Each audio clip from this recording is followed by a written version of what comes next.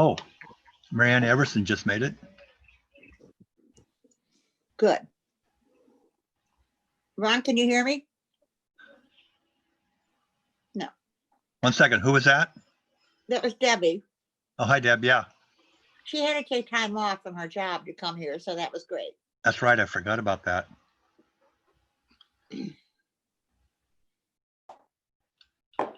So Deb and Mary, I'm going to go ahead and mute you here in a few minutes Of course. Before we get started. Sure. Hey, Marianne, if you can unmute yourself and turn on your video so we can check it, that'd be great. There you go. There you are. Great. And you're sitting perfectly. Oh, I like that you have the signs behind you. Excellent. Hopefully everybody would have their signs, but okay, you look in perfect shape. So talk for just a second, so we can hear you. 1, 2, 3, 4, 5, 6, 7, 8, 9, 10. Yep. Sounds good. Now you're making Joel and I feel bad for not having our signs up. Well, it's the activist in me, I guess. So the only one we're missing now is Jim.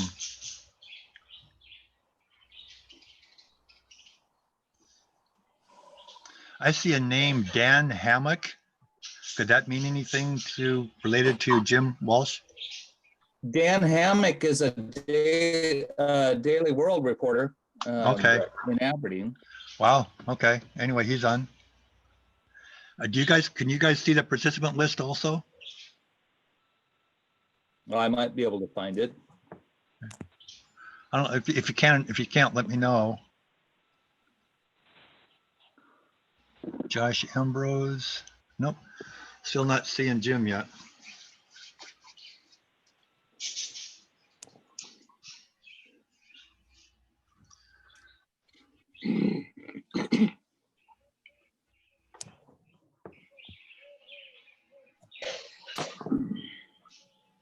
Okay, I'm going to turn my video off so I get off of the YouTube screen.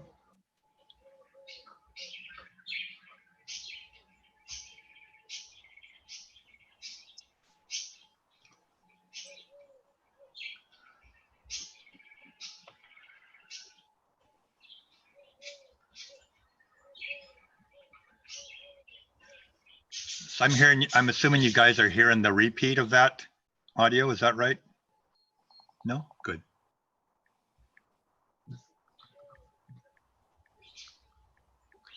Hi, Mariana. I'm Stephanie. Nice to meet you. Nice to meet you. Mariana Everson. Did I say that right? Everson, Mariana Everson. Everson. Okay, thank you. I just like Thank to you. make sure. Thank you for asking. Appreciate it.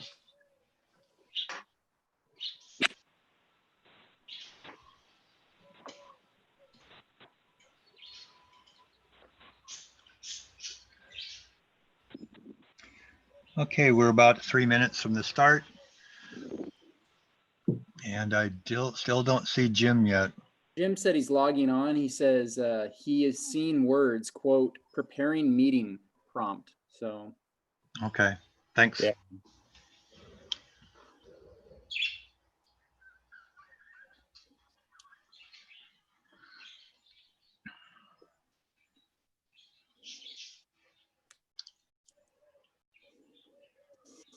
So folks, we only heard from Brian and Clint about the 60 minutes versus 90 minutes. So we're going to go ahead with 90 minutes. Okay? Okay. Works for me.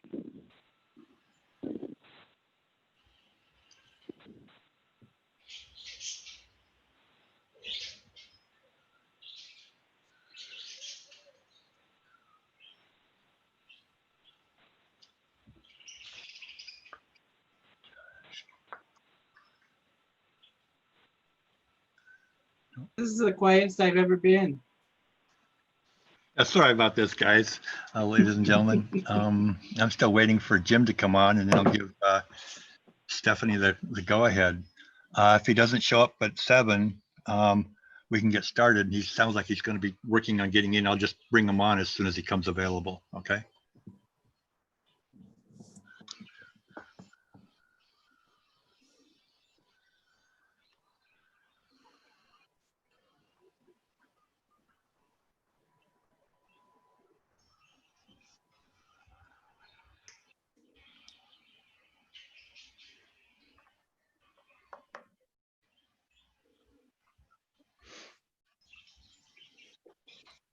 Let me do that.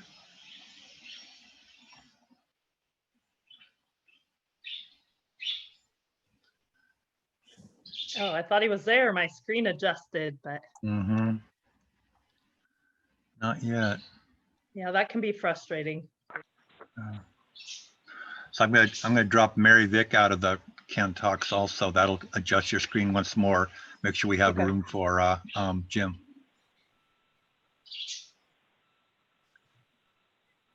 Was that your house you have showing, Ron? Yeah, Yeah. The lovely house. thank you. It's it was only halfway built. There's all kinds of stuff in the way now. Can't hardly see it anymore. Is it on the water? We're on the slough. Yeah. Upriver from the ferry, about halfway to Mike's house. Okay. And then around the corner is where I live. Yeah. Yeah. I see an Elaine Cockerell. I'm trying to figure out if he might be coming in. Jim might be coming in with somebody else's name or something, But I'm Elaine not seeing him. is, I don't think Elaine's associated with him, Ron. Okay, thanks. Okay. Hey, Stephanie, we're 7 o'clock, so I think you probably get started. Okay. And like I said, if Jim comes in, we may have to stop for a second and bring him in and connect it and whatnot, okay? Okay. I'll go ahead and introduce him and then just say he's working on connecting. So. Gotcha. Thanks. All right. Hello, everyone. Thank you for joining us tonight. This is the third and final forum before the primaries. So we are hopeful and expect to be able to host many more beginning in September. And we are sponsored by the Wahkiakum County Republican Party and the Wahkiakum County Democratic Party, working together for the good of our county, Wahkiakum, and all of the rural people in our community and in our state. So this event is also live streamed on YouTube. The channel is called Wahkiakum R&D Team. So welcome to everybody out there on YouTube. We're glad you're here. I'm Stephanie Lights. I am the principal of Wahkiakum High School and a mom of 4, sometimes 6, depending on how many kids we have living with us in the moment, but definitely a citizen of Wahkiakum County and excited to be here to support all of you. I will be the moderator for tonight's District 19 State Legislator Candidate Forum. And I'd like to take a minute and introduce our panelists. First of all, we have Jim Walsh, Republican, the incumbent for position 1. Running against him, we have Mariana Everson, Democrat, and Clint Bryson, Democrat. And then we have Brian Blake, who is the incumbent Democrat for position 2. And his challenger is here with us, Joel McIntyre, Republican. Thank you all for taking time out of your lives to join us and to let the people of Wahkiakum know more about you. I'd like to give you some rules for tonight's forum. All of the questions have been submitted ahead of time in response to a request we put out in the Eagle. There will be no questions taken from the audience. I will ask a question, then each candidate will have 2 minutes to respond. With 15 seconds remaining, our timer will state 15 seconds.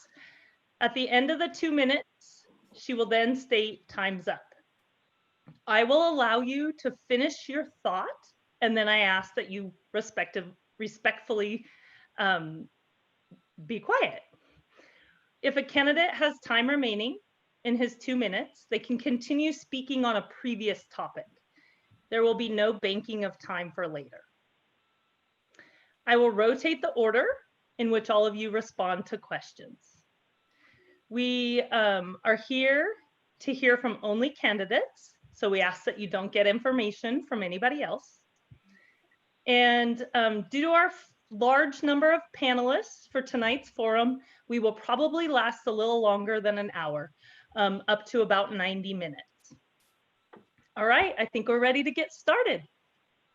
Candidates, what I'm going to ask you to do is take 2 minutes to tell us about yourself and why you are running. And I'm going to ask Joel, will you go ahead and start? I would. Thank you so much. And thank you to the Wahkiakum Republicans and Democrats who are putting this on. I'm from Wahkiakum County, so I know all of you personally, your friends and neighbors. And so thank you for doing this to educate the public. So I'm Joel McIntyre. I'm a longtime resident here of Wahkiakum County in Southwest Washington. I'm actually a 4th generation resident. My great grandparents came out here for the logging back in the day when logging was what it was. And I have my bachelor's in evolutionary ecology from Central Washington University. I have my master's in mathematics education from Western Governors University. I was a teacher at Wahkiakum High School for a few years in the middle school. I'm currently in the Marine Corps Reserves. I've been in for 9 years and been deployed overseas twice. And I just enjoy serving my community and being a part of the political process. I'm currently the chairman of the Wahkiakum County Republican Party, and I've sat out of the drafting of this forum. I've removed myself so I can just play the part of candidate. I'm not involved in bringing this up at all. But it is clear over the last several years that our district is changing. It's changing ideologically. It's historically been blue collar, union working Democrat stronghold in Washington state for a long time. But as parties change, as people change, as economies change, people start to shift their political ideologies. And it's very clear that the political ideologies of the people in Southwest Washington are shifting. And they're shifting away from the standard Democrat platform and more towards a Republican platform. And that's the platform that I'm going to be running on. Hey, thank you, Joel. I'd like to ask Brian Blake, will you please go next? Sure. Yeah, Brian Blake from Aberdeen. My family great-grandfather got to Beaver Dam, Oregon in 1871, just on the other side of the river, just upriver. By 1888, the year before statehood, the Blakes had moved to Aberdeen. And the maternal side, the Hall family got to the Nacelle Napton area about 1910. And so I've always lived in Aberdeen, except when I've been in Alaska logging. The first 12 years of my work career was in the logging industry. And I was in a double fatality, kept logging, and took a tree to the head. I used to be 6'5", and so I'm no longer that tall, but decided that I got angry about public access to public land. And that's what really sparked my interest and got me contacting my legislators in the mid-90s. And I was able to work with my legislators to get a bill passed that ensured public access to the Elk River Natural Area Preserve for hunters and fishermen.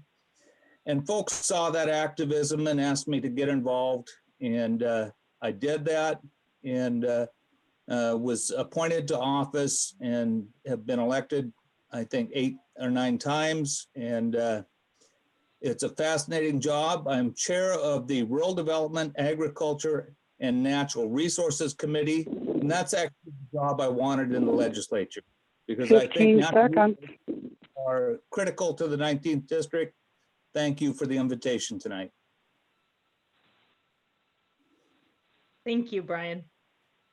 Next, I'd like to ask Jim Walsh. Will you introduce yourself? Sure. Thanks, Stephanie, and thanks to the group for putting together the forum. I'm Jim Walsh. I've been the state representative for the 19th district, the seatmate to Brian Blake for 4 years, since 2016. I also live in Aberdeen. I have a small book publishing company. That's my business. And my wife Jamie and I have raised 5 kids here in Aberdeen. All went through Aberdeen High School, and we've been sort of very, very gradually restoring an old Victorian house in the Broadway Hill neighborhood of Aberdeen for almost 20 years, and it's still a work in progress. 4 years ago, I was elected to the legislature really to bring a new approach to how we handle public policy in Olympia for this part of the state. And I think we've been successful largely. My assignments in Olympia, I sit on the Ag and Natural Resources Committee that Brian chairs, but then I'm the ranking member on the State Government Committee, which primarily oversees elections and related topics. And I'm the assistant ranking on the Transportation Committee. And lately that's been taking a lot of my time in Olympia as we're trying to trim the budgets of the transportation department, the transportation budget, in the wake of the $30 car tabs initiative and other things. So my approach really is to bring a more limited government priority to Olympia and really try to whip into shape both the budgets and the policy that we do at the state level. And it's been a very interesting 4 years, and I'm interested in continuing the fight for the next few. Thanks. All right, thanks, Jim. Mariana, will you go next? Sure, no problem. I'm Mariana Everson. I'm a registered nurse here in the district. I serve all counties that are in the district, and because it used to be called a behavioral health organization, and how the Medicaid was organized, and so we still serve all 5 of those counties at our mental health hospital. I got involved and decided to run because I kept getting told no on a lot of things that I feel are really important to myself, my family, my community, and my patients. Being a nurse, I definitely believe that healthcare is a human right, and everybody needs it, and we can organize it in a not-for-profit way that ensures that everybody has the care that they need, even better care than they receive now.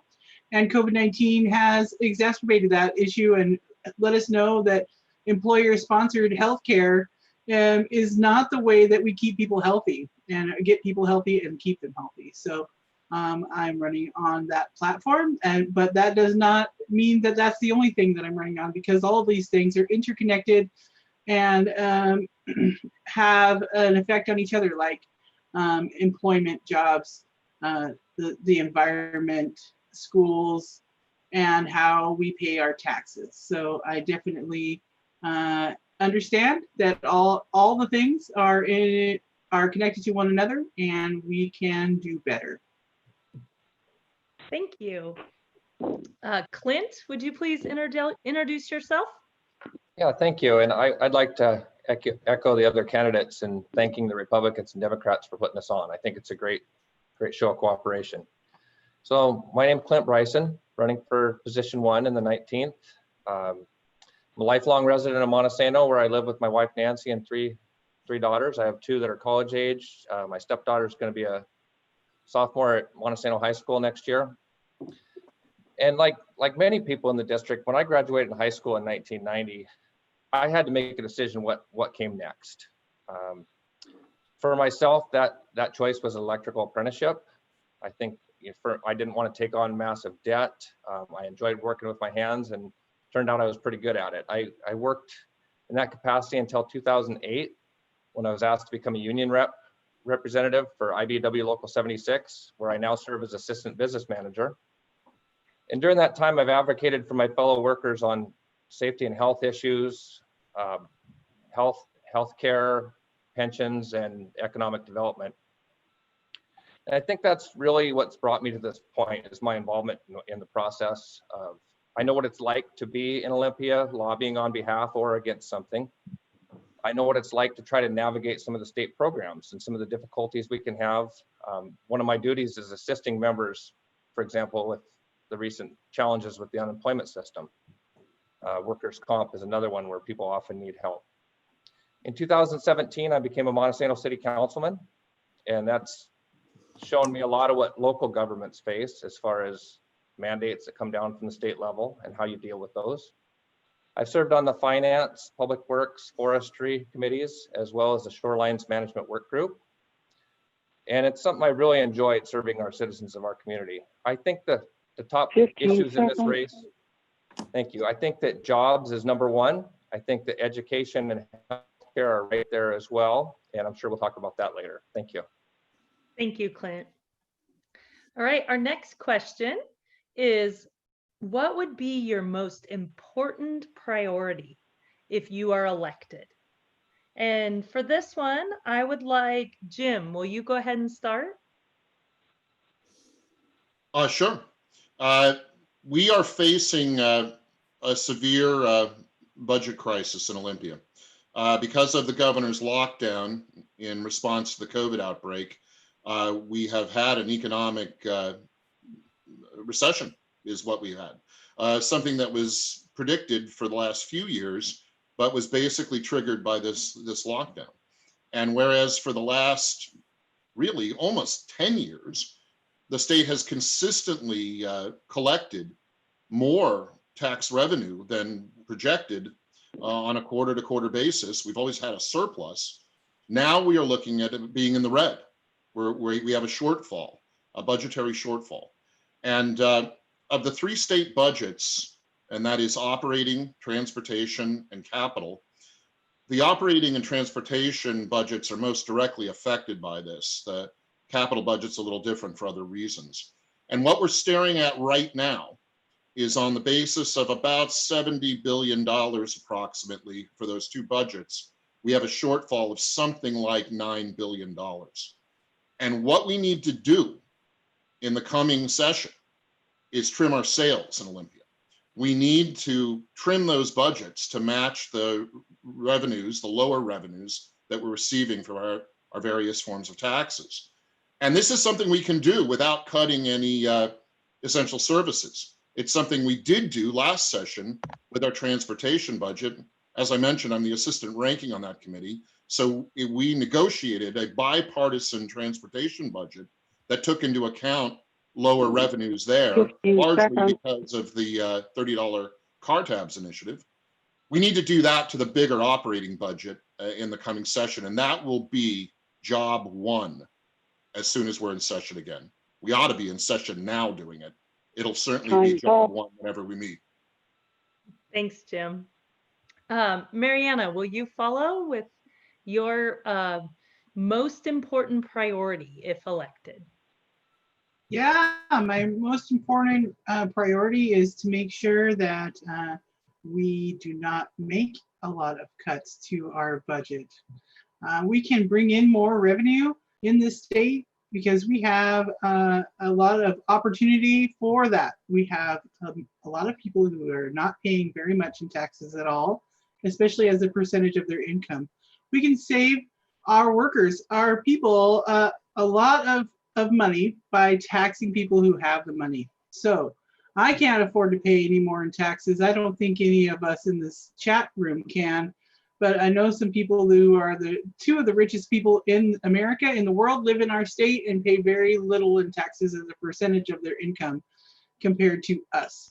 So we must go where the money is and bring in some more revenue so that we can invest in our people, invest in each other, invest in our small businesses, invest in our environment, invest in our healthcare, because you know, people are really actually dying right now, right here in my town. So I will do everything that I can to make sure that we do not make cuts to programs that people need right now, because we're already struggling hard enough.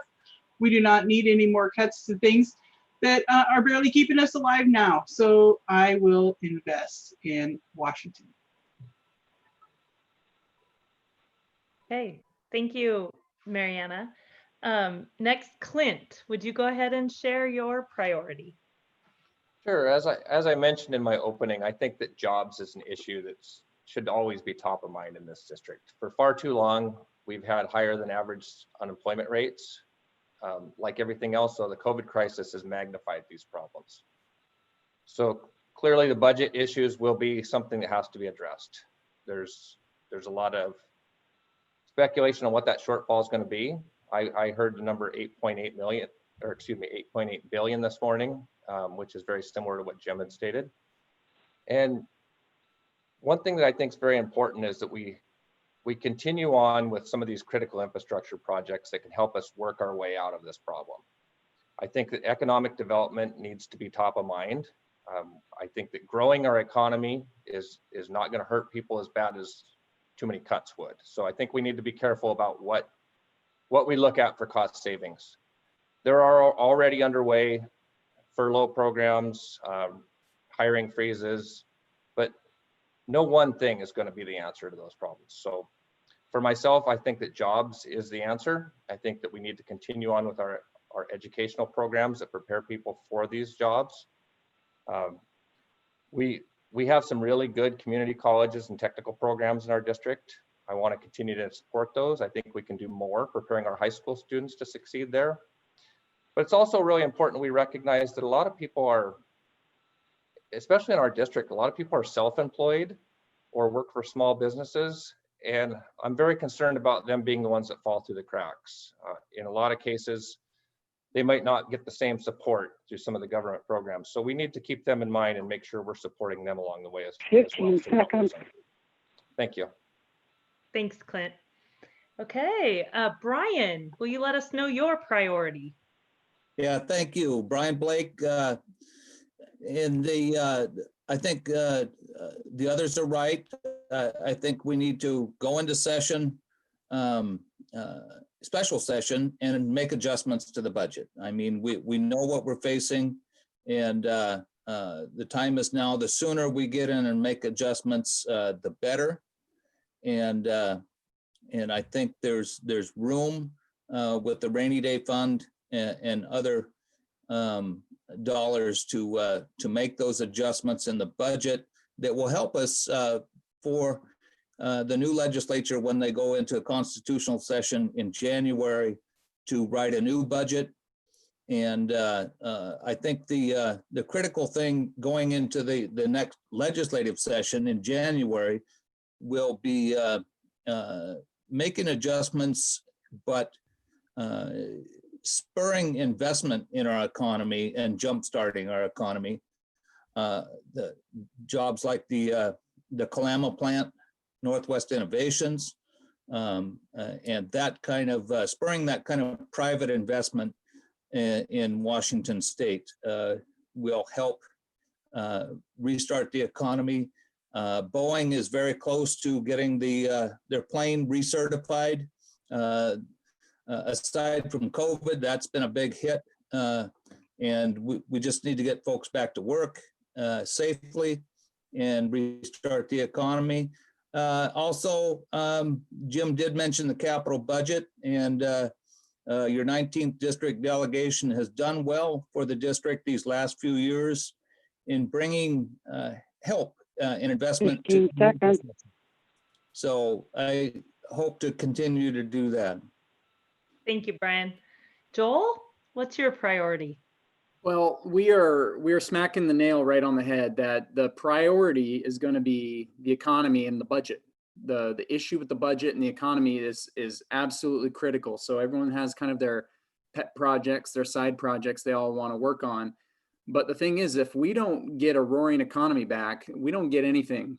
Nothing else comes after that. So we need to get that economy going. But it's going to come by allowing businesses to open back up and allow them the liberty to be able to make money and hire people and use the profit motives and normal business models to be able to get us back up again. If we are intent on saying, well, to fill this $8.8 billion budget hole, we need to tax businesses more, we need to tax individuals more, then that's money that's just adding insult to injury, being that the businesses have just been closed down. So many businesses have shut down, and now that they're barely limping back open, their Democrat leadership in the House and the Senate is considering an increase in payroll taxes. That's not the That's not the fix for this problem. Every year, as Jim said, we've had record revenue coming into the state. And so they've just said, oh, they just think year after year, the money is just going to keep coming and get bigger and bigger and bigger because that's what they've experienced. And now when the money dries up a little, they sit there with their huge bloated budget and say, hey, come on, that's not fair. We got to get some of that. So that they're looking for ways to get the money out of the private sector and in there. It is clear cuts have to be made. They must absolutely be made. There's no question about it. 15 seconds. And if we want to see what I know we're going to see is people calling for an income tax and taxing the richest among us, you're going to just see them go to Texas like we do with every other failed state. Time's up. Okay, thanks, Joel. All right, our next question. How will you reach across the aisle to get your legislative priority passed? And for this one, I'd like Brian, would you be willing to start? Absolutely. You know, reaching across the aisle is actually a hallmark of what I've done in my career in the legislature. I work all four corners and the executive branch offices to make things happen. And you will see that the legislation I sponsors most frequently has broad bipartisan support. And it's just something that I do. I have a fellow legislator, Mia Gregerson from up north, doesn't necessarily have an ag background, but she wanted to work on food security and she was having a tough time. And, you know, I talked with ag folks and other legislators and, you know, they wanted to just not sit down and talk. Now, I won't take credit for that. I will give the credit to Representative Gregerson. She's a stick-to-it legislator, and with my insistence to some of the other partners, this last year, she was at the table testifying on her bill with the broad support of the Farm Bureau for food security, and we were able to pass that legislation. So as chair of the Rural Development, Agricultural, and Natural Resources Committee, I think there's no other committee in the legislature where a chairman gives a party a clear voice in the committee, and that's what I plan to continue doing. Thank you, Brian. Next, Joel, will you go ahead and respond to that question? Yeah, first off, I've worked with Democrats ever since my college days when the college Republicans, that was us, met with the college Democrats, and we wanted to host a joint debate at Central Washington University. People that ideologically you disagree with, but you want to get something done. Case in point, this forum tonight, the county Republicans and the county Democrats know that a forum like this is good for discourse and for helping educate the public. So we work together to get these things done.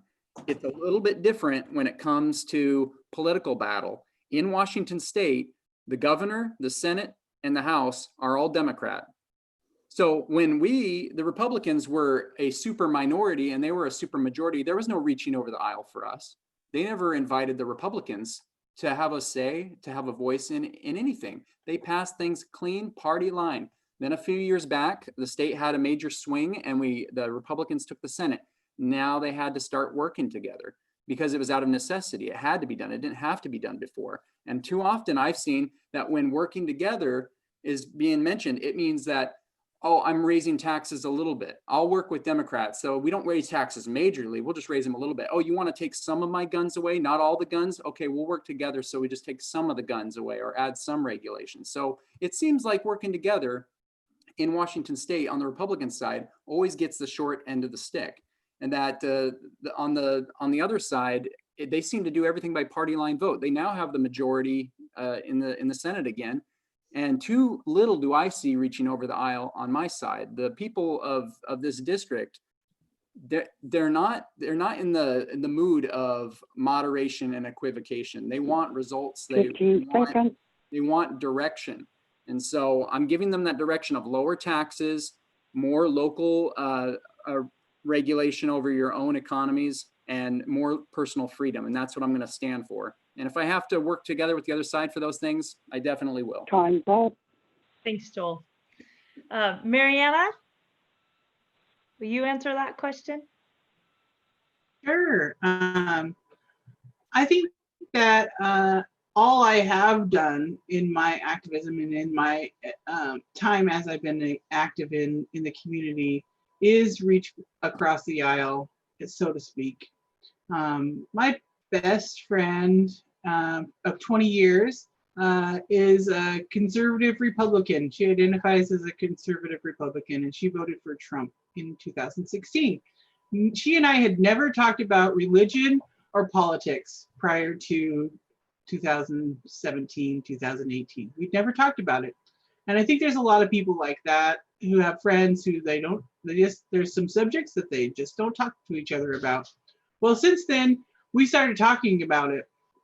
And we realized that when you talk about issues, when you talk about individual issues, more people agree on things than disagree. We have let ourselves become divided because we don't talk to each other enough about what's important to us, about our kids getting a good education, our moms having good health care, our neighbors having a place to live that they can afford, our friends having jobs where they can live, have a dignified life with an adequate income.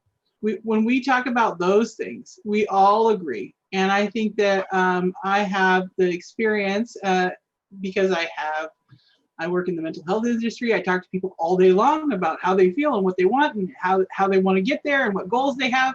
And I do believe that I have the experience in my lifetime of having been homeless myself, having had to work myself up to being a nurse and earning a good income, that I can use that experience to talk to my colleagues and come to some agreements. Thank you. Clint, how will you reach across the aisle? Sure. I think that's probably one of the most important questions in this district, because the largely rural districts like the 19th, we have more in common with our neighbors than, regardless of their party affiliation, than possibly other parts of the state. I think it's important to remember that we do have common interests. Good policy is good policy. It shouldn't be limited to one part or the other. And I've found through my job as union representative that if you want to get the best outcome, you're going to include everybody who's a stakeholder. Often I'm in a room where, business might have one motivation, labor might have another, but we need each other. We need to create a relationship where we can work together and get the best outcomes. So I would say a big part of that, first, you have to seek input from others. Whether you need it to pass a vote or not, that's something that's important that you should still be doing. You should be listening, because you might learn something from the other side. So that's where I'm at on that. Thank you. Thanks, Clint. Jim, your thoughts? Oh, it's going to be really interesting, Stephanie. I think that the budget crunch is going to make lots of strange bedfellows. And one of the things too is we go through these election cycles and things tend to be a little more partisan, and people send out mailers and they get billboards and they do all their different things. But the truth is, when you get to actually making policy and negotiating budgets in Olympia, the process is not incredibly partisan. In fact, the dynamics a lot are kind of between the two chambers. The House tends to agree with each other on many things. And oftentimes when we go into subcommittees or conference committees and particularly to budget negotiations, it's the House negotiating against the Senate. It's not R's versus D's. And so we saw that already, as I've mentioned, with the transportation budget last session. I think we'll see it again on the budget negotiations that lie ahead of us. And the other thing too is, this really is an area in the budget negotiations coming up that the existing people in the legislature aren't used to. Most of them have only been there through the times of plenty. So I think it's going to be a new thing for everyone, that times are tighter now, and we don't have those surpluses that we had for the last 8-10 years. So I think it is going to be very bipartisan because it has to be. And when you put good policy across, it's inevitable you work with people from all sides. That's in the nature of the process. So rest easy. No matter how partisan the election cycles seem, those are the most partisan part of the legislative 15 process. seconds. When you're in there making the sausage, it's a lot less partisan than it seems from the outside. Yeah, I bet. So in education, we have a kind of a strategy we call the whip around, where everyone kind of quickly gives their answer. So I'd just like to take a moment and ask you, just as a follow-up, since many of you touched a little bit on budget cuts, if you did have to cut something to balance the budget, what would that be? So not taking the full 2 minutes, just a quick whip around, a few words about it. What would you cut? Clint, will you go ahead and start us off for that one?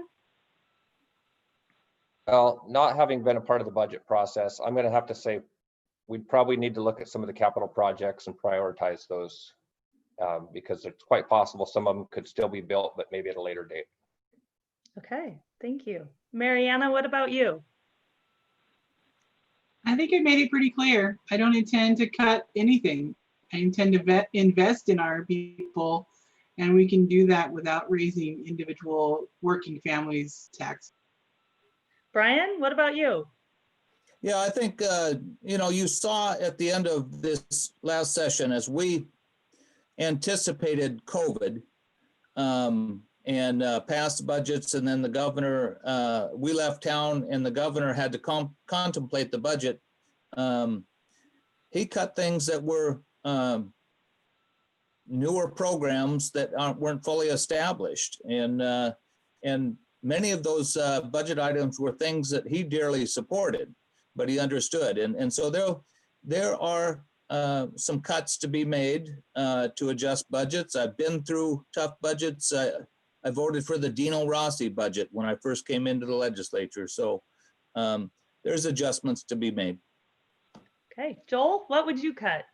There is no entity so righteous that in this case that it should be not cut to some degree. I think it's a shame when a group or an individual legislature focuses on one, says we're cutting, all our cuts are going to that, but we're not touching anything else. Everything should be up for debate on the cut. Everyone should have to tighten their belt. Okay, and Jim? Well, I like what they call programmatic cuts. That means you don't cut any one agency. You go in and you prioritize the different projects that each agency is taking. So you don't have to cut ecology or fish and wildlife. What you do is you go into each of them and you cut particular programs. Brian talked about this a little bit, that aren't ready for prime time, that have development money attached to them, but aren't actually doing anything yet. And you can save quite a bit going that way. But certainly my priority would be looking at the Department of Ecology, the Department of Labor and Industries, and the Department of DNR, Natural Resources, which ought to be an agency that generates money to the general fund rather than taking money from the general fund. I'd look at those three agencies. Okay, thank you. All right, question 4. Which transportation projects are important to commerce in the 19th district? And what have you done or will you do to ensure that these move forward? Mariana, will you start this one? Absolutely. Transportation projects, boy, there's a lot of things. We got a lot of bridges that are falling down and a lot of roads that have potholes and a lot of expansion that needs to happen. But I think I'm not alone in saying that the Aberdeen road project in the Aberdeen Gateway Center is a big priority in Grace Harbor. and we need to get people through there and into the business sector a little bit easier and faster. It's awful, especially in the summertime. So that's one of my first things I would want to. Okay, Clint, what about you? Sure. The two that really rise to the top are the one I've heard referred to as IWOW, the Industrial Way, Oregon Way project, the Great Separation down in Longview area, and the East Aberdeen Mobility Project. They both serve a function of trying to keep trains flowing into the ports, keeping our trucks, our commerce flowing. As I mentioned earlier, I think that should be a really high priority, is to spend our money on things that are going to help us get our economy jump started. Clearly, we do have other infrastructure needs. We have to make sure that our bridges are safe and our roads are safe, but I think we're going to have to pick and choose which come first. And so safety would be first and foremost, but as far as the two projects I mentioned, I think those should be top priorities. Okay, thank you. Jim? Yeah, not a lot of difference there. The IWOW project, which is the intersection of a bridge, two major roads, and a rail line in Longview. Anybody who's ever driven past it know the backups can be bad there. Is the biggest crunch we have for transportation infrastructure in the district. The other one that that Clint and Marianne have mentioned, the East Aberdeen Mobility Project, very similar. It's a surface street, it's a rail, and in that case, it's a retail plaza area. Also needs an overpass there. Those are both major projects. They've already been partially funded, but what we've tried to do in the last few years is bring some of that funding, which stretches out over like 10 years, bring it a little more current. So that's the battle on those two. Try to bring the funding closer to present so we can get out of the planning phase and actually start building stuff. I always have thought we need to stretch either, one of the state roads down into Cathlamet so that there's another way out of town if there needs to be. The Highway 4 gets washed out and banged up a lot. That's another long-term project, but it's one that I've always kept in mind. It'd be good to have. Thanks, Jim. Brian? Yeah, you heard the two projects. I'm really proud of the IWOW project. In a tough negotiation, Senator Tacko and I were able to get that $85 million in the budget for that project. That's critical. That project started being talked about in 1968 when Julia Butler Hansen was our congresswoman. And we're making that happen. And so really proud of that. You heard about the Aberdeen project. I think we've got to make a greater state contribution to the Puget Island Ferry. And I know the county commissioners have approached us about the state actually taking over that ferry and bringing some relief to the people of Wahkiakum County. And I would also point out that we've got a legal obligation from the Supreme Court on culverts and bridges in the state, and we need to make sure that those dollars come into the 19th district to continue to improve stream crossings. Okay, Joel, what about you? Well, no, a lot of good comments, not too much disagreement from the panel. I'll just say I don't know anyone who's anti-transportation, who holds a picket sign and says I'm against transportation.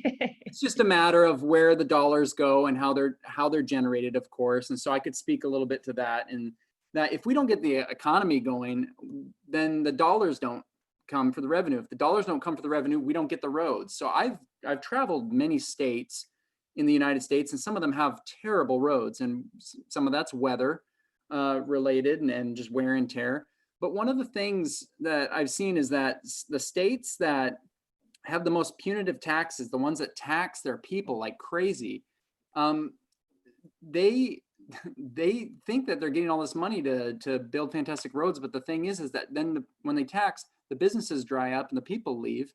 And then the money dries up, and then the roads break down, and then there's no one else to tax to make the roads. So there's this downward spiral of Well, if we made good roads, then maybe people would move back. Maybe they'd come back to Detroit, back to Cleveland, and then we could get the economy going. Well, it never would have happened if you guys wouldn't have been so hard on those taxpayers and made such an environment that's so hard for businesses to be able to thrive. If we can allow businesses, mom and pop shops, to be able to establish, thrive, not only will we keep the population infrastructure, we'll have the tax base to be able to continue to meet the needs of the road. It's not rocket science. We've done it. It's just a matter of keeping the right balance, about having the taxes that go to the roads rather than punishing those who are successful and then causing them to shut down business or up and leave. And then we don't have the tax revenue anymore.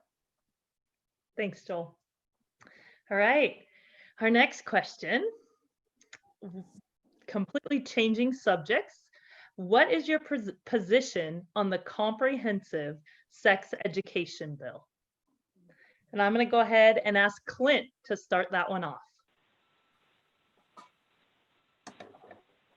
Yeah, so this has been a hot topic, and rightly so. I know that some of these topics can be difficult to discuss. I have 3 daughters. I get it. It's not always comfortable, but unfortunately, first I want to say I do think that ideally sex ed would be taught in the home first. That would be ideal. Unfortunately, that's not the case. There's a lot of kids that don't get that kind of guidance at home. And so we've found a society that the need to have it in the school system. That being said, I support fact-based, accurate educational materials.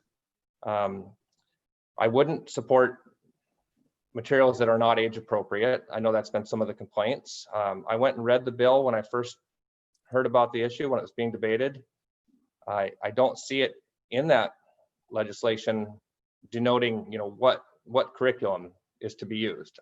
It's left up to the local school districts, which I support. I think the local school districts should have that control. I think parents should have the right to view it and make a decision on whether they want their children to participate. And I support the voters having their say on the referendum. It's going to go to referendum this fall, and it should. But I do support fact-based comprehensive sexual education, provided that it's age appropriate and accurate. Thank you. Jim, will you speak to that question? Oh, sure. Clint's completely wrong. The SB 5395 is a terrible piece of legislation. It does set parameters for what curriculum are acceptable. And currently, the only one that's acceptable that meets all the requirements of 5395 is one called the 3 R's curriculum. And I encourage anyone who's curious to just Google that and look it up. And most importantly, Clint's wrong that it leaves local school boards in charge. It absolutely does not. 5395 transfers control over this comprehensive sex ed curriculum from local school boards to the Office of the Superintendent of Public Instruction, OSPI, the state bureaucracy overseeing the K-12 education. And that's the main reason that I'm one of the co-sponsors of Referendum 90 that will overturn Senate Bill 5395. I believe that, local school boards, elected school boards, have to have control over their curriculum and not have to submit their plans to approval by the bureaucrats at OSPI. So 5395 is a terrible bill. I would even say it's an unconscionable bill. And I'm very proud to be one of the co-sponsors of Referendum 90 that received a record number of signatures from the citizens of Washington to qualify for this November's ballot. Referendum 90 is a great thing. In November, vote reject on Referendum 90 to overturn Senate Bill 5395. Thanks, Jim. Mariana, will you speak to that? As a mother of 4 girls and 2 boys, I believe that it is very important, and a nurse, I think it's really important for kids to know age-appropriate information about their bodies. As my children grew up, I taught them the scientific word for their parts of their body. There was no silly words for that. this is an eyebrow, this is a chin, and that's a vulva. It's not crazy. It's not, we as a society have made parts of our body taboo, or like it's dirty, or it's wrong, or it's bad to know what your body does and how to use it. Now, age appropriately, yes, absolutely. Parents can opt out. Yes, that's okay. But I believe that kids need to know the information that they need to know what consent is, to know what bad touch is, because you know what? It's just a really sad fact, but when children are abused, it is oftentimes a member of their own family that perpetuates that abuse. And I think that it's a responsibility for us as a society to help our children understand when they are experiencing that, and help them to get out of that situation or to avoid it in the first place. Yeah. Okay, thank you. Joel, will you go ahead and speak to that? Yeah, absolutely. This is going to be a big contrast between myself and my opponent. This bill is wrong for several reasons. One is because parents were not asking for this. Citizens weren't going to lobby legislators in Olympia and say, you know what, we really need to have our 5-year-olds know the scientific name of the sexual organs of boys and girls. I've read the curriculum manual. It's about 4 inches thick. I took pictures with my phone, so I have some text here. I don't know that I'm going to get a chance to read it because I have strong feelings on it, but it's wrong. You can clearly read it and see that it is. And it's, like I said, nobody was asking for this. Teachers weren't asking for this. We have a hard enough time teaching our kids how to read and write and do mathematics, and now we want to add this into the mix. It puts our teachers in a position that they didn't intend to be in. And this is obviously right from Seattle, downtown, LGBTQ, social justice farmhouse, where the liberals have known for decades that if you want to change something, you start with education. You start with the young and the kids. So that's what it is, right here, that it says we're not using him and her. We're using gender neutral names and scenarios, sexual role plays. We use someone with a vulva instead of the word girl or woman, intended to make the curriculum inclusive to all genders. Look, this is obvious what this is. This is just about controlling the narrative, changing definitions of things, and indoctrinating kids for the LGBTQ agenda that's out there. Brian Blake voted for it. I could read pages of this. All I got to read is up to 5th grade, and it was enough to put on TV when they were debating this. It was enough to put on TV when they were debating this for parental warning, when they were debating this in the legislature for this bill. So that shows you how nasty it truly is. I don't agree with the, well, if we need to do this to stop child molestation, that's not what it's about. It's about changing the definitions in the culture. Okay, Brian? Yeah, thank you. Well, my opponent is right. If you want to change something, you start with education. And I want to change and reduce teen pregnancy, and I want to reduce child molestation and incest. And these are damaging to our children.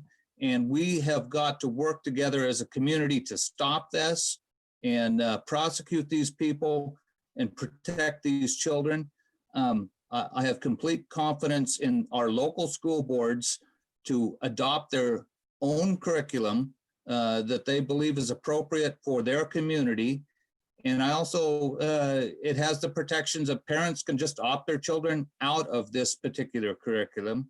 And so with that, I'm confident that this can be done in a way by our local school boards and schools and teachers that is age appropriate and begins to combat these ills of our society that we all hate.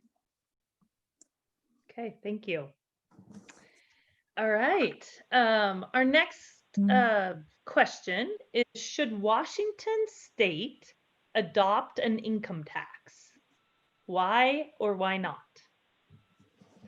And it looks like, Joel, it's your turn to go first. All right, I'm going to answer the question, and if I've got time left, I'm going to use it. Heck no, we do not want an income tax. We don't need an income tax. One thing that makes Washington a unique place to live in our union is that we have soundly rejected an income tax, and we will continue to do so. And so long as I'm alive and able to be politically active, I will fight against an income tax. Income tax, which other states have brought in unknowingly as a temporary fix for taxation, always sticks around. I think Utah, about 25, 30 years ago, had a temporary income tax put in, and then it's still there. It's never left. So the people don't want an income tax, and I'm going to continue to fight against that. There are other ways to generate revenue other than chasing successful people out of the state so they go to Florida or Texas. I'm using the remainder of my time to respond to my opponent. I have heard this before about this sex ed bill, that, well, if it's called a straw man, that if you are against this, then you're somehow for molestation, you're somehow in favor of these kinds of things. That's not what this is about. That's not what the bill is about.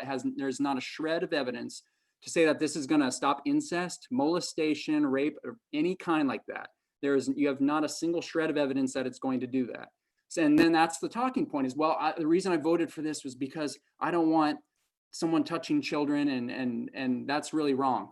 What are you saying? People who are against this bill want that?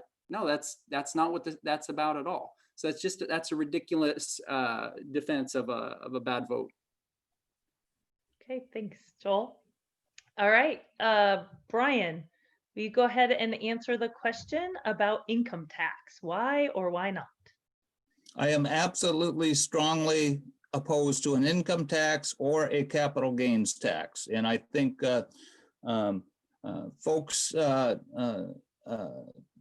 consistently in the 19th district said no to an income tax. And as their representative, I can intend to honor that and vote no. Okay, Jim?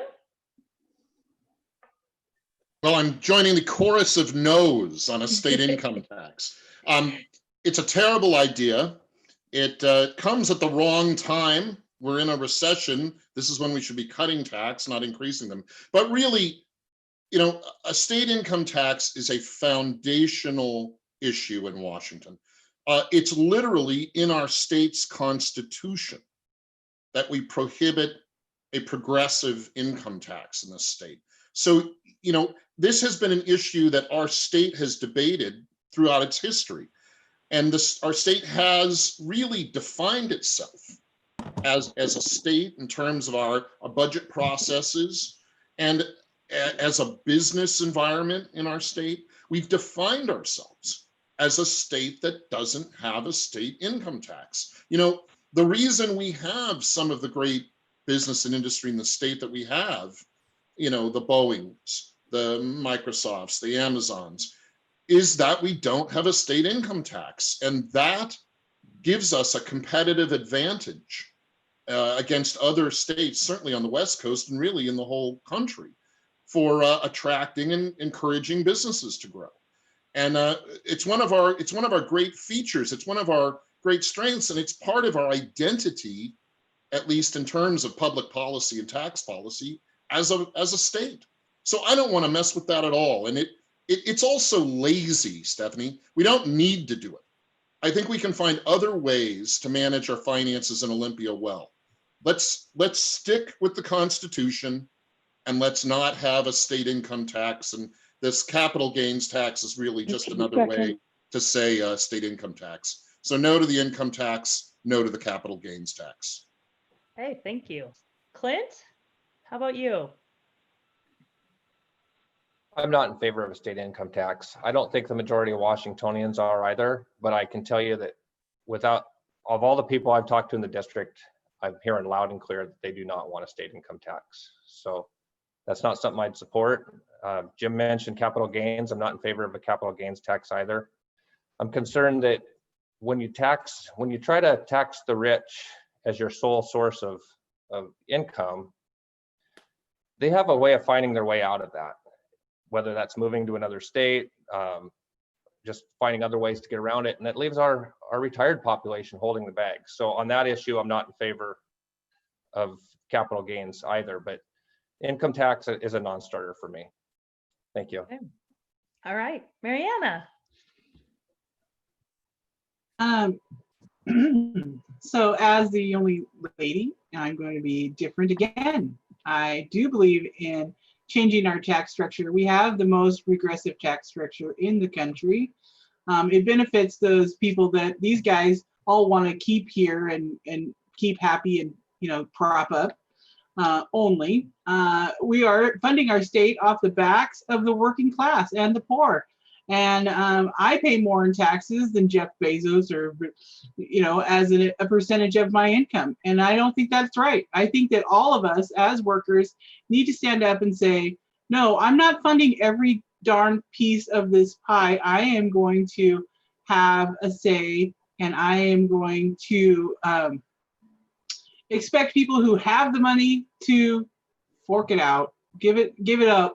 And I know that there's millions of those people, hundreds of thousands of those people who will actually do that, who will happily pay a little bit more in tax so that a few of the rest of us can have a little bit of a better life, and we can have build up our state, invest in each other, invest in our small businesses, invest in our schools, invest in our healthcare.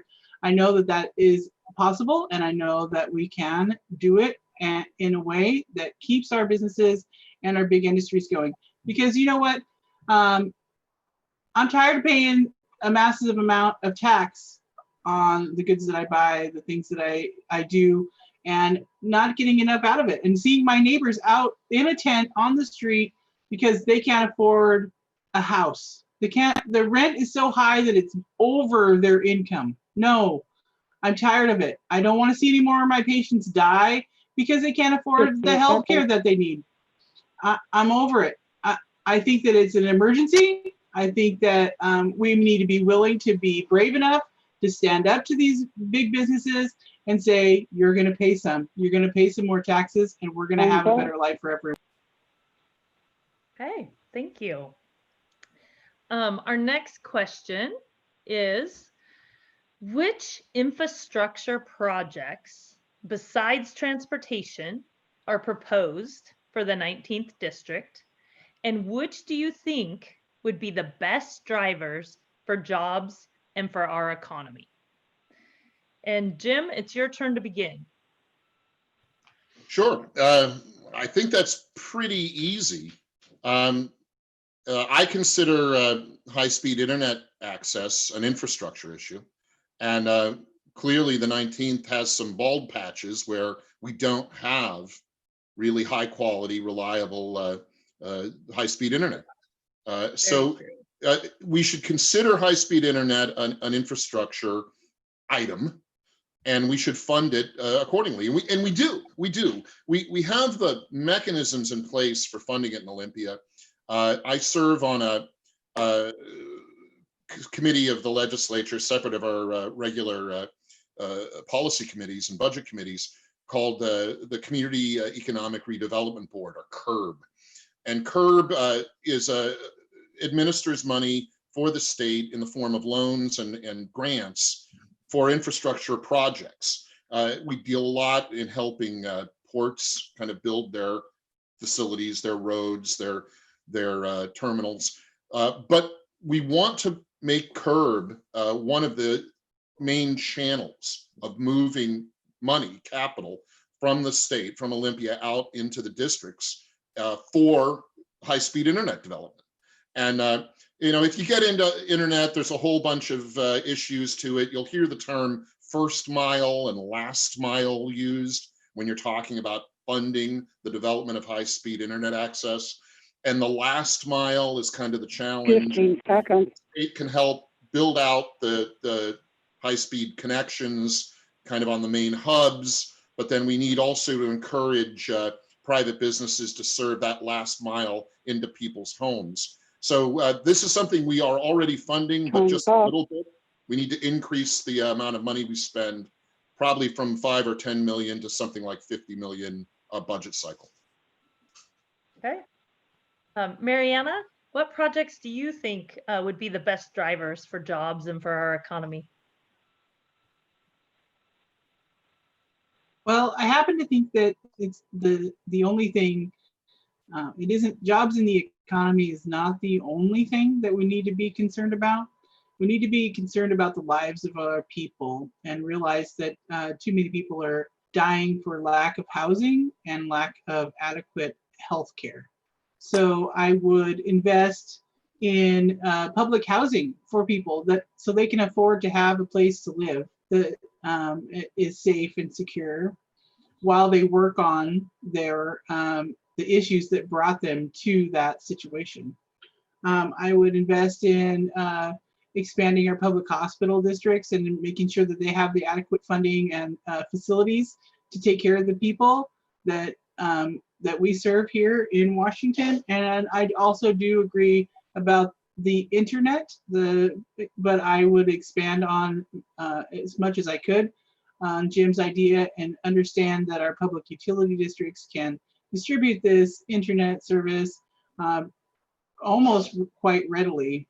And I would encourage that to happen so that we can save people money and we can get it to everywhere that needs to go to, because everywhere that has electricity could have the internet. And my constituents, my friends that live out in the most rural areas, they definitely could use it, especially now with kids staying at home to get their education. Yeah, thank you. Clint, what are your thoughts? Yeah, I'm certainly not going to disagree about the broadband need. Our district in particular could use it for a variety of reasons. You know, the COVID crisis has really amplified the need for educational usage, but we also have the opportunity for small businesses to start up in areas where they might not be able to do so now. Telemedicine is another big component of that picture. You know, the PUDs with retail authority might be one way to solve some of that last mile problem. You know, the fact is that the providers, the dollars and cents don't pencil out for them to take it to that last house on the road, but we need to view it as a critical infrastructure and make sure it happens. We've been talking about it for a long time. It's expensive, you know, and we have to prioritize, but I think this is one we really certainly should do just that. Mentioning telemedicine though, I think we need to value our public health care infrastructure. We need to make sure that our local hospitals are on solid footing, that we have good, stable providers in the area so people can get the care they need. Thank you. Okay. Brian, your thoughts? Yeah, so I'm going to agree with what's been said about the broadband infrastructure, that the 19th district could sorely use improvement in that area. In the urban areas, we're doing okay, but broadly across the district, it's a problem. So, but secondarily, I think we need to bring a better package to the people of Wahkiakum County for school construction. The school district put out a bond to build and improve their schools there, and it failed badly, rightfully so. The dollars offered by the state in partnership were very under. It was a poor package from the state side. Conversely, up in Oakville, on the other end of the district, we were able to bring in a lot of state dollars, and the community was able to support construction of their school there. And I went by the other day, and construction is happening. That's a big deal. I think our children are our most important infrastructure, and investing in schools and school construction is right up there at the top. So for both the Stevens School up here in Aberdeen and the Wahkiakum School District, I think bringing a better bond number or dollar number from the state is critical. Thanks, Brian. Joel?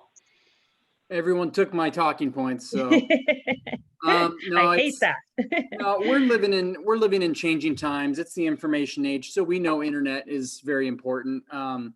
You know, my grandpa tells me about the times when he was out in the Alokamin. He was at like Camp 2 where he grew up, and they had to pump water by the hand. And if someone had a generator, they had some electricity, but there was no electricity. And he said, you know, it was a real gift to get oranges for Christmas in your stocking, you know, and I just times change, and the things that are available to us. I'm really grateful for what I have. You know, when I was growing up, we had dial-up internet, and I thought, you know, that's the coolest thing, that you can check your email from somewhere else.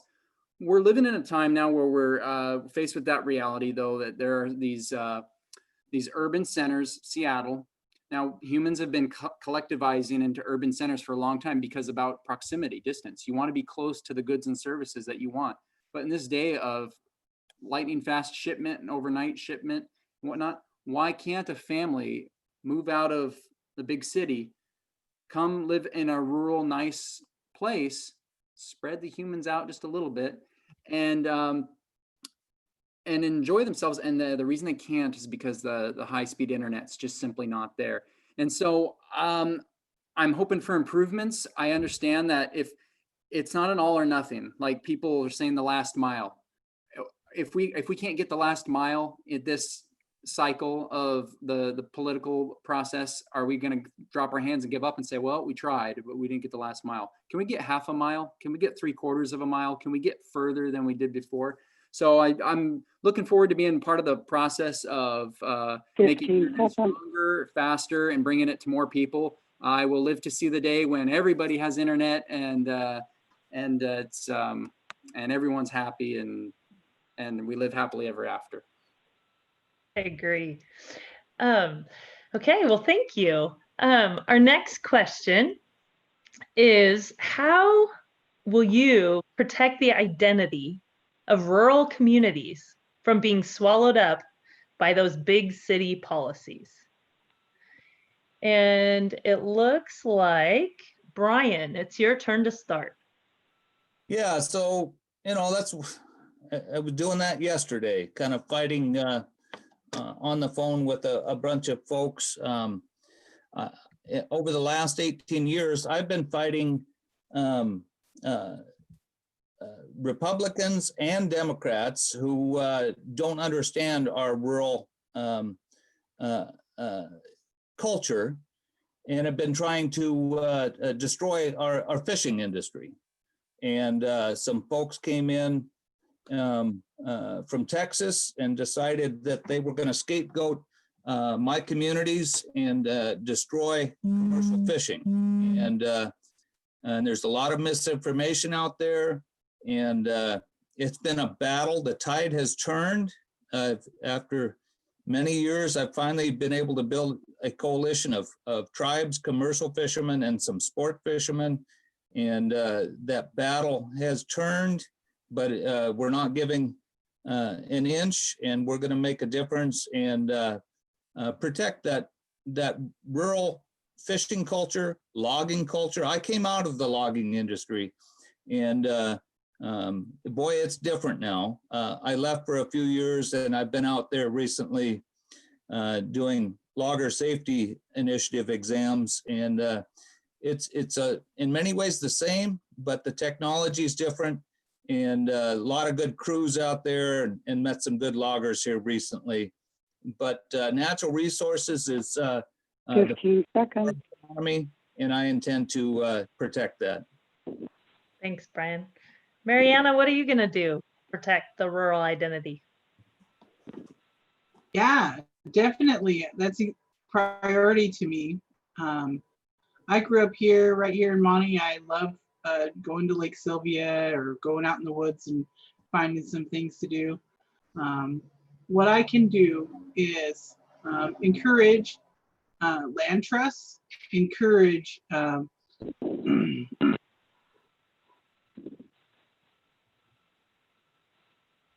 I can work to make sure that are you guys getting feedback? I can work to make sure that we aren't okay, good.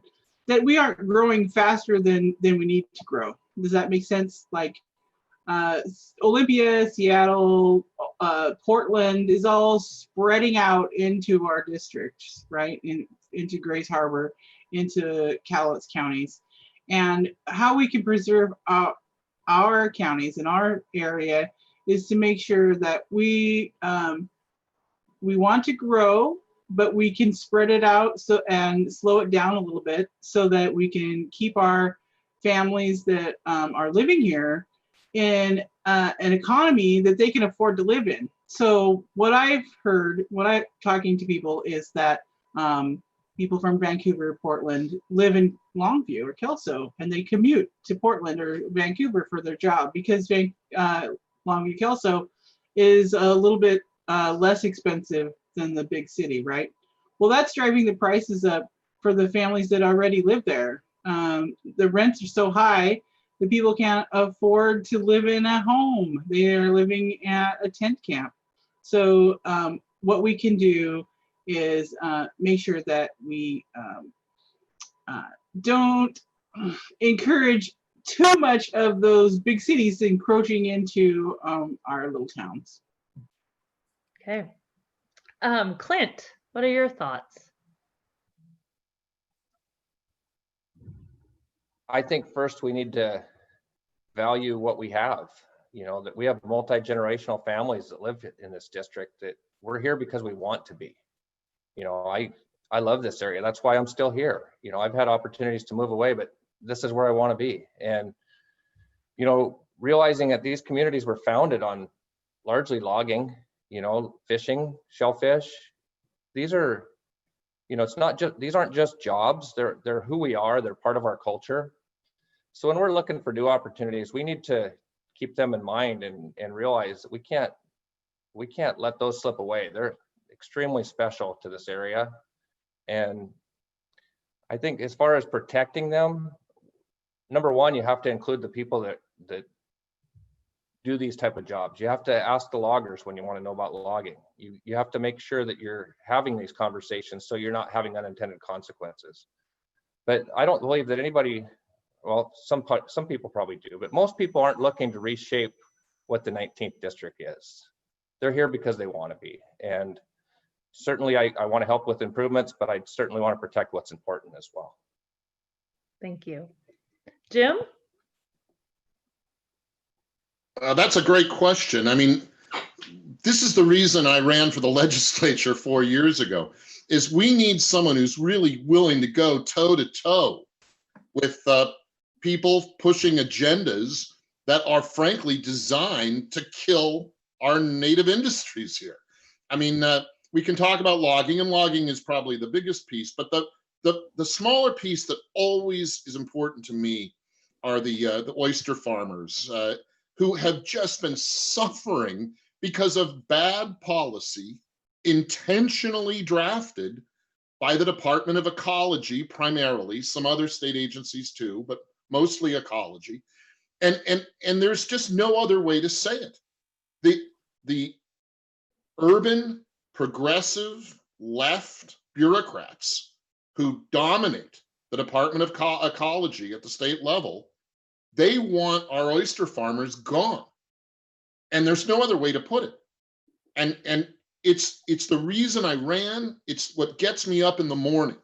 It's to do battle with these guys and push back against them and defend our oyster farmers, defend the logging industry that still is here. The trees aren't going anywhere, but is getting just nicked and nicked and nicked and nicked. So that business is less profitable, business is less manageable and maintainable. So what is the fight? The fight is against our native industries in this part of the state, the 19th, versus a bureaucratic monstrosity in Olympia that is biased against exactly the kind of jobs that we like here. And I mean, this is the whole package to me. This is the whole deal. We need to be way more aggressive than we've been in pushing back against these guys and not be always looking for a compromise solution. We have to draw some lines and say, these industries we will protect and we will fight hard to keep them viable, alive in our district. And it's not just the money, it's not just the business, it's the culture. It's the families that run a lot of these businesses and pass the knowledge of how to work them from father to son and mother to daughter. We need to protect that and fight hard to protect it. Thanks, Jim. Joel, I think you're the last one to speak to this question. Sure am. How am I going to stand up for rural Southwest Washington? Well, I'm going to do it better than my opponent, Brian Blake. So you noticed he said that he's just now, after 18 years of being in the legislature, he has finally coalesced the tribes and the groups and the industries. And everyone is now on the same page. We're ready to finally get the fish and the hunting and the logging going after 18 years of being in the legislature. So I think I can do better than 18 years. Every industry that Brian Blake is a proponent for, logger, hunting, fishing, all of those have been on the decline under his tenure. They're all suffering. And how's fishing going? Are there fish to be caught? How's the logging going? Oh, you gave it away to the spotted owl, the marbled murrelet birds. How's hunting? How are those permits? How is the cost of those permits? So everything that my opponent stands up for is an industry which is inevitably suffering. And I've knocked hundreds of doors and talked to people and said that when they've gone to talk to Brian Blake about these things, he's gone like this and said, don't look at me. It's the Department of Ecology. It's the Department of Fish and Wildlife. Which is the oldest politician trick in the book, is that you bloat these bureaucracies, these bureaucratic entities they're unelected.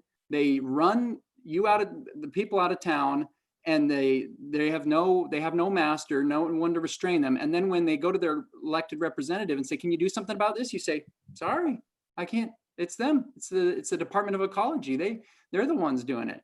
And so if Brian Blake is reelected 2 years from now, you're going to hear the same thing. Well, I just got everything just in place to just get the fish and the hunting up and going again. We're about ready to rock and roll. And so 15 seconds. that is the promise of politicians since the beginning of time, that we've just turning a corner. We're almost there. We're about to make a change. We have suffered, and the industries have suffered because of the Democrat Party in this state and because of the weak leadership of Brian Blake. And I'm going to be a stronger voice for our industries. Okay. All right. So we have one final question. And that was my niece. She just popped in to see if I was ready to make s'mores. So we are going to give each of you 2 minutes to share your concluding thoughts, anything you'd like us to know before this debate is over.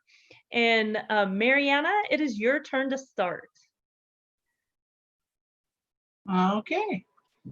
So I grew up here. I love this place. I've been fighting for it my entire life. I've been fighting to be here. And for the last 9-10 years since I've been a nurse, I've been fighting for the lives of the people that live in this district. As a nurse, I feel like I have a lot to bring to the table, because in a nurse's heart, it's not about me. It's about all of you. It's about us, right? I don't know how to turn that off in any part of my life. I just care about you. I want you to thrive and have a good life. And if there's things that I can do to help you recover from the COVID crisis and the COVID economic crisis, then I want to be there to stand up for you, for each individual person, and say, you mean something. I give a damn about you. And I'm going to fight and make sure that you have the life that you deserve. Be it someone who is experiencing homelessness, be it somebody who is a little bit more affluent. I don't care. I want you to have a good life, and I want all of us to have a dignified existence on this planet.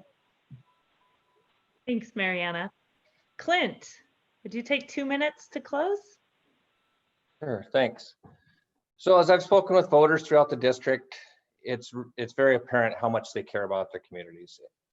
I don't hear as much people aren't as concerned about Democrat or Republican. They want the work to get done, and we have to be able to cut through the rhetoric and get to that work. You know, we might disagree on how to get there or what that might look like, but I think in this district we have a lot more in common than what separates us.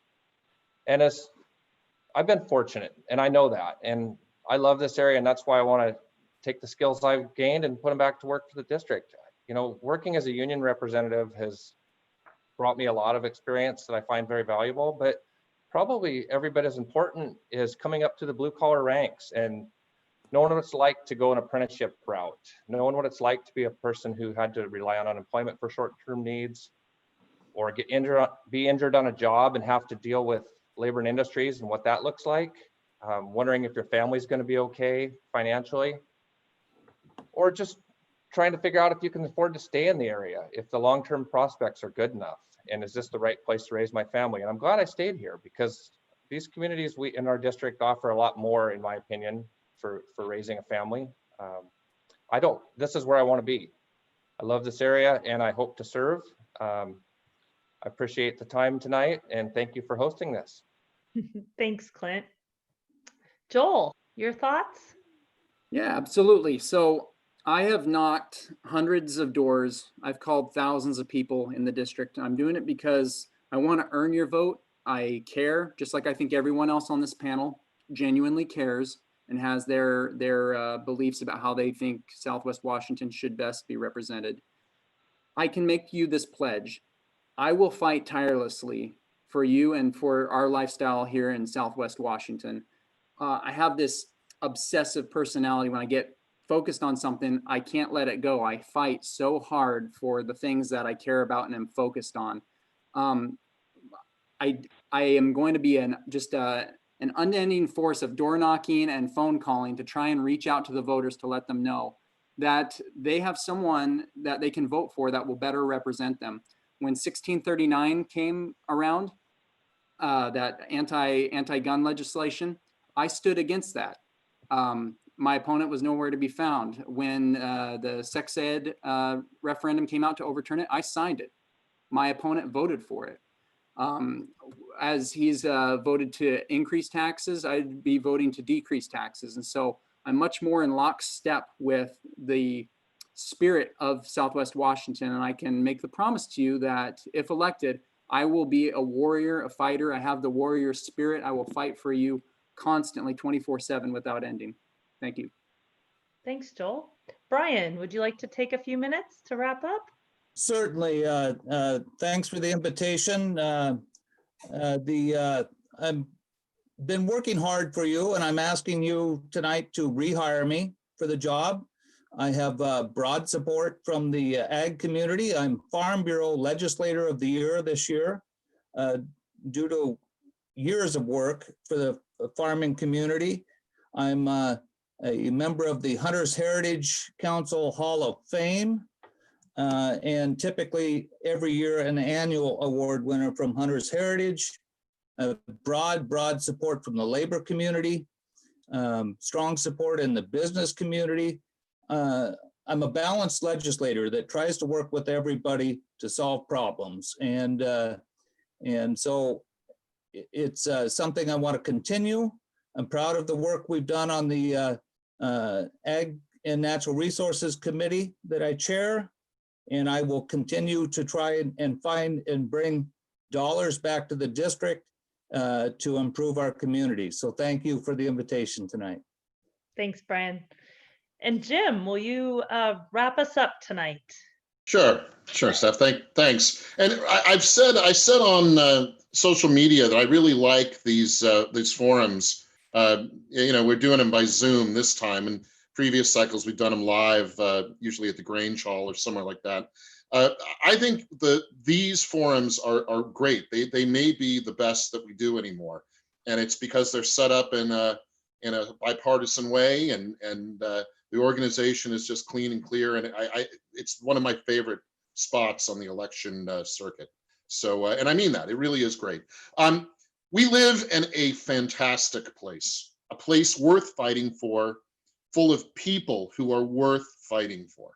And it's going to be a fight the next couple of years. The budget stuff, I know it's a little dry to some people, but it's going to be a real issue for this state.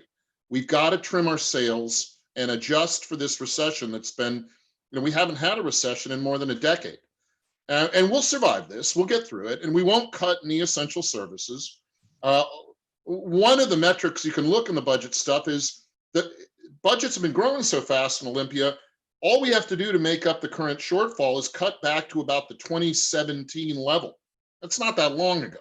And we can do that without creating a great deal of hardship, really any hardship, on any regular person. Some bureaucrats might be sore, but that's okay. I like the fight. I like fighting for this part of the state. I like mixing it up in Olympia. I like mixing it up with the governor. I like mixing it up with ecology. I like mixing it up with the state attorney general. And I intend to continue to do that for the people of this district.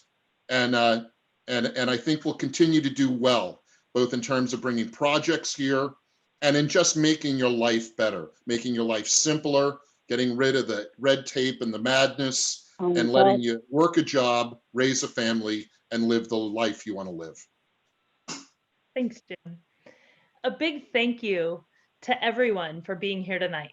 I'd like to especially thank each of you as candidates. We wish you the best of luck. Thank you for taking a risk, for being willing to participate in this webinar, and for telling the people of Wahkiakum County what you believe. I'd also like to thank the Wahkiakum County Democratic and Republican parties for being willing to work together to host this forum. The YouTube recording will remain up until the primary election is over. The YouTube channel is called Wahkiakum R&D Team. And all of the other prior events are also posted there. So to all of you that are watching out there, please remember to vote. Encourage everyone you know to vote. And remember, your ballots are due August 4th. Stay safe, good night, and thanks again. We appreciate you. See you guys.